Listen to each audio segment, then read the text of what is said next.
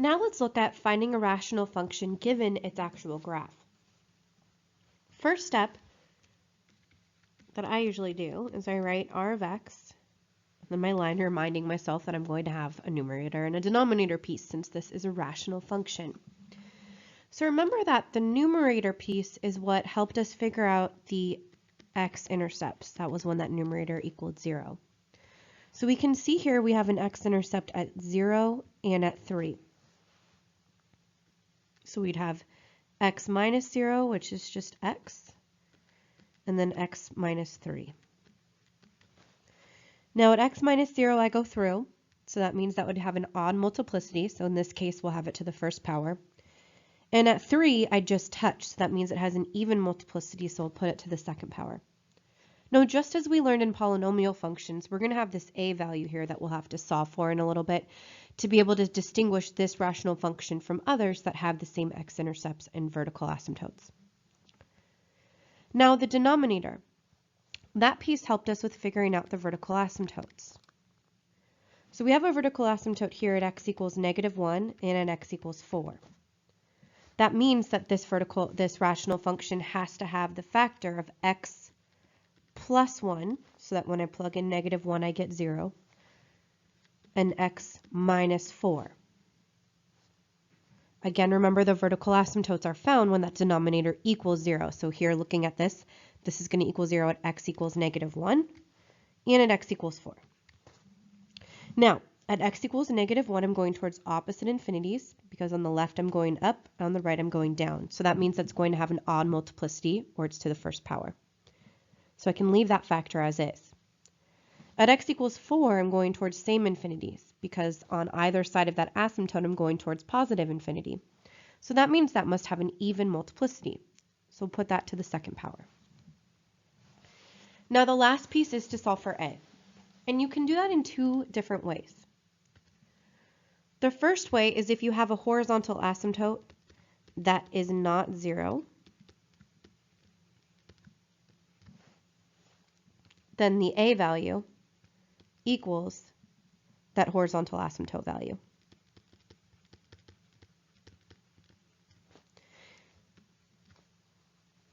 So we'll write to find a. If the horizontal asymptote is 0, then you'll need to plug in a point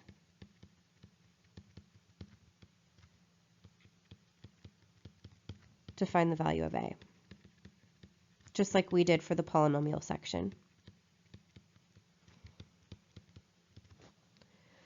In this case, our horizontal asymptote is y equals 1.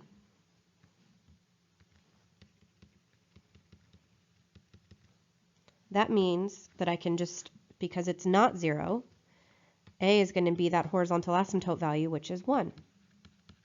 So my rational function is 1 times x, which is just x, times x minus 3 squared, all over x plus 1 times x minus 4 squared.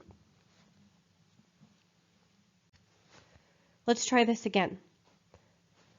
So to find the graph or the formula for this rational function, again I'm going to write r of x equals, just to remind myself. So again, those numerator values come from the factors of the x-intercepts. So I have an x-intercept at -2. So that means x minus -2 is a factor, and x minus -2 is the same thing as x plus 2.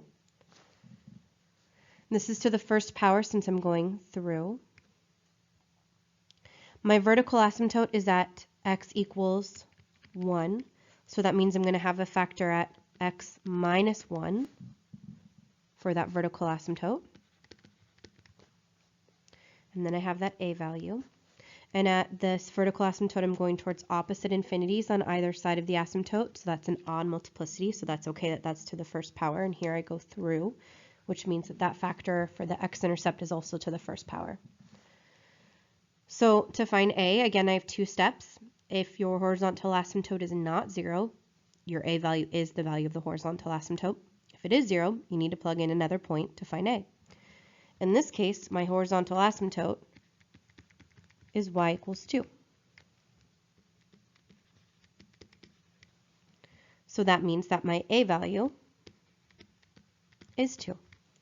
So now I can write what this rational function's formula is. It's going to be 2 times x plus 2 all over x minus 1.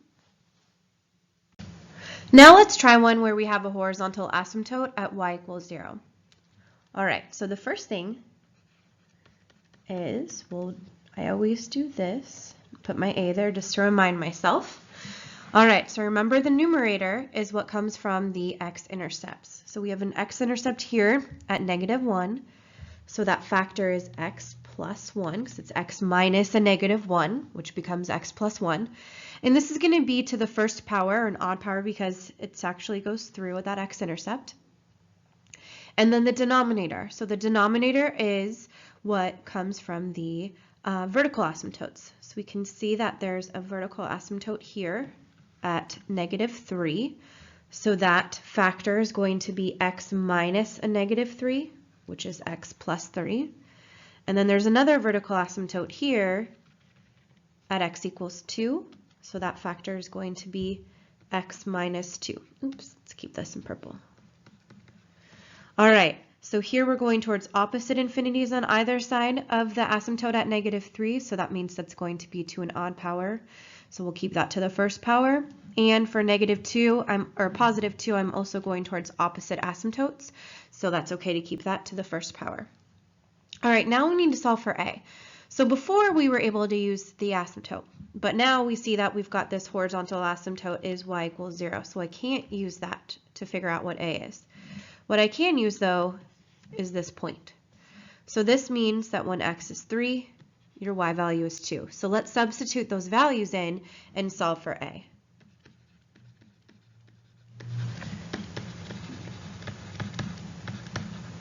Substitute in 3, 2. All right, so here we go.